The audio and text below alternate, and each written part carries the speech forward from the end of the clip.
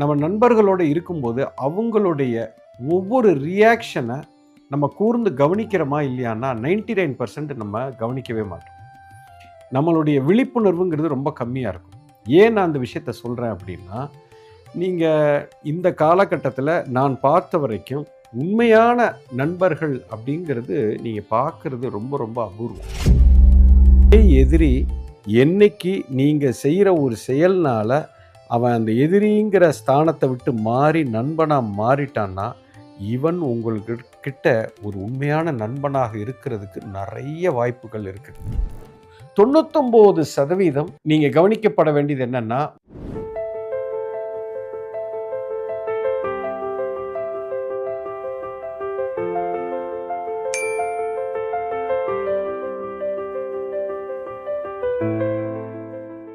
என்னுடைய நண்பர்கள் நான் எப்படி தேர்ந்தெடுப்பது?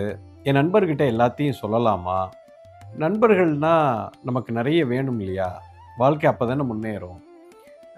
இந்த மாதிரி நிறைய கேள்விகள் இருக்குது. நான் முதல்ல என்ன கேட்குறேன்னா, உங்கள் எல்லார்கிட்டையுமே நண்பன் அப்படின்னா அதுக்கு என்ன டெஃபினிஷன் வச்சுருக்கீங்க? ஃப்ரெண்டு அப்படிங்கிறதுக்கு என்ன டெஃபினிஷன் நம்ம வச்சுருக்கோம் அப்படின்னா, பொதுவான டெஃபினிஷன் நான் சொல்கிறேன், நான் புரிஞ்சுக்கிட்டது. அதாவது என் நண்பன்னா நான் எதை வேணாலும் அவன்கிட்ட பேசலாம், எப்படி வேணாலும் அவங்ககிட்ட இருக்கலாம், இயல்பாக இருக்கலாம். என்னுடைய நல்லது கெட்டதெல்லாம் பகிர்ந்துக்கிறதுக்கு ஒரு மனுஷன் வேணும். அவன் எதையுமே என்னை இப்படி ஜட்ஜ் பண்ண மாட்டான், அப்படி ஜட்ஜ் பண்ண மாட்டான். இந்த மாதிரி நிறைய டெஃபினிஷன் நண்பர்களுக்கு வச்சுருக்கோம்.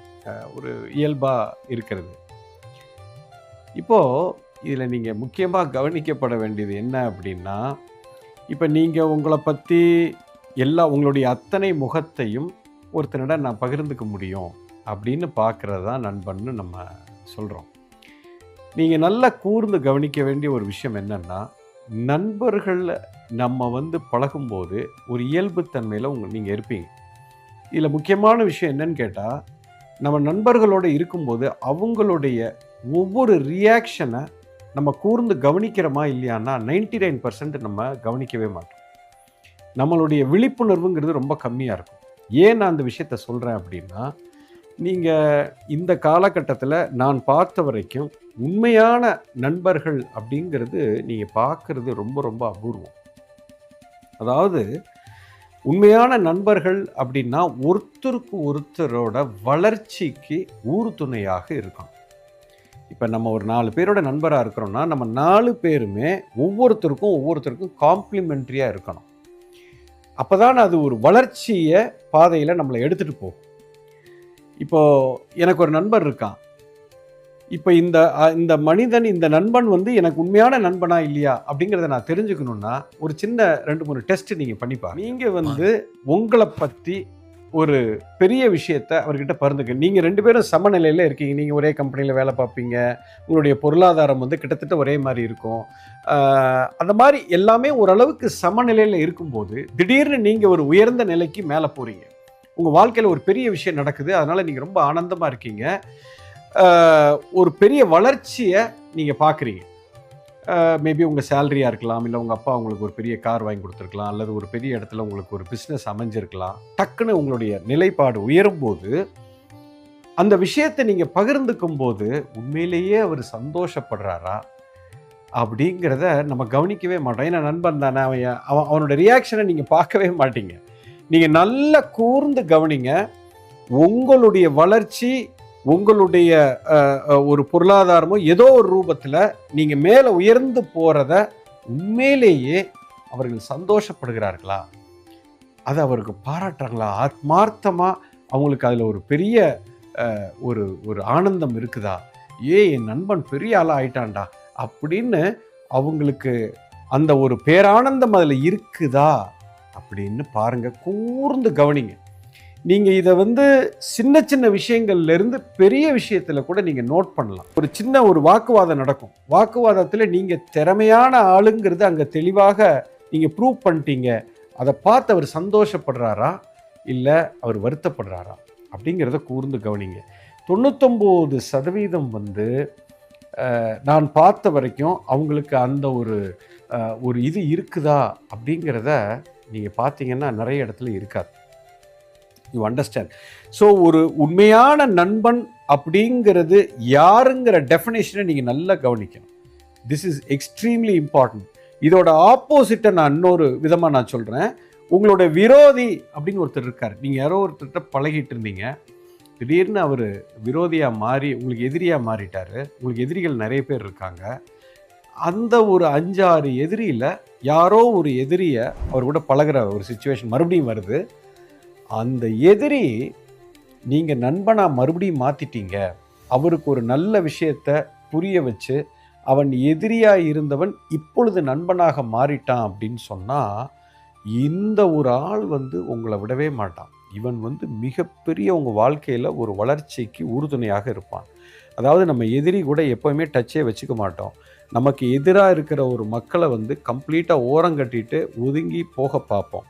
அதே எதிரி என்னைக்கு நீங்கள் செய்கிற ஒரு செயல்னால் அவன் அந்த எதிரிங்கிற ஸ்தானத்தை விட்டு மாறி நண்பனாக மாறிட்டான்னா, இவன் உங்கள்கிட்ட ஒரு உண்மையான நண்பனாக இருக்கிறதுக்கு நிறைய வாய்ப்புகள் இருக்குது.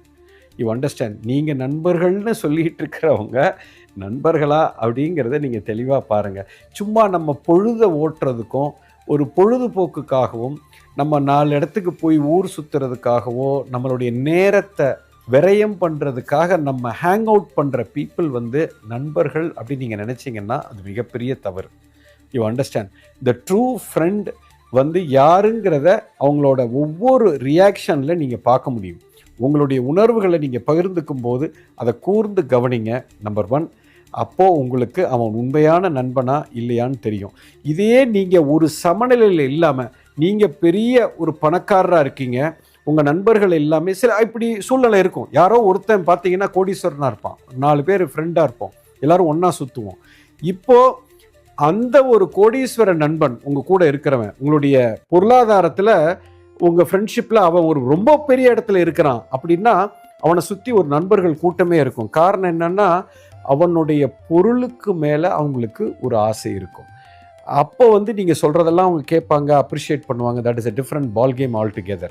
ஸோ அந்த நேரத்திலேயே நீங்கள் கூர்ந்து கவனிக்கணும். நம்மக்கிட்ட உண்மையிலேயே இந்த ஃப்ரெண்ட்ஷிப் எதிர்பார்ப்பு இல்லாமல் நம்ம கூட இருக்கிறாங்களா, இல்லை நம்மக்கிட்ட இருக்கிற பொருளாதாரத்தை அவர்கள் நேசிக்கிறாங்களாங்கிறதையும் பார்க்கணும். ஸோ சராசரியாக இருக்கும்போது அவங்க எப்படி இருக்கிறாங்க, அதாவது ஒரே நிலைப்பாட்டில் பொருளாதாரத்திலேயோ எல்லா விதத்துலேயும் சமநிலையில் இருக்கும்போது ஒருவர் எப்படி இருக்கிறார், அதே சமயத்தில் இது வேறுபாடு வரும்போது எப்படி இருக்கிறார், இது ரெண்டுக்குமே நீங்கள் கூர்ந்து கவனிச்சிங்கன்னா உங்களுக்கு தெளிவாக தெரியும். 99% நீங்கள் கவனிக்கப்பட வேண்டியது என்னென்னா உங்களுடைய ரகசியங்கள். நீங்கள் உங்களுடைய வாழ்க்கையினுடைய மிகப்பெரிய லட்சியம், உங்களுடைய ரகசியம், உங்களுடைய வெற்றி, இதை எல்லாமே பகிர்ந்துக்காமல் இருக்கிறது ரொம்ப நல்லது. நீங்கள் முன்னக்கூட்டியே அதை சொல்லக்கூடாது. நீங்கள் வாழ்ந்து வெற்றி அடைஞ்சதுக்கப்புறம் அவங்களுக்கு தெரியட்டும். You understand? உயிர் நண்பர்களாக இருந்தாலும் அதை வெளிப்படுத்த வேண்டிய அவசியம் இல்லை. இது அவங்களுக்கு ஒரு பாதிப்பை கொடுக்கும். ஆனால் அவங்க அதை வெளியில் காமிச்சிக்க மாட்டாங்க. ஆனால் நீங்கள் கூர்ந்து கவனிச்சிங்கன்னா தெரியும். தீவிரமான லட்சியம், உங்கள் வாழ்க்கையில் கிடைக்கக்கூடிய வெற்றியை முன்னக்கூட்டி அனௌன்ஸ் எல்லாம் பண்ணாதீங்க. அது உயிர் நண்பனாக இருந்தாலும் சொல்ல தேவையில்லை. நீங்கள் வெற்றியாக உங்கள் செயல்பாட்டை அவங்க பார்த்து தெரிஞ்சுக்கிட்டோம். ஸோ இதை எதையுமே நீங்கள் பகிர்ந்துக்க தேவையே இல்லை. கூர்ந்து கவனிங்க, உங்களுக்கு நான் என்ன சொல்கிறேன் என்று தெளிவாக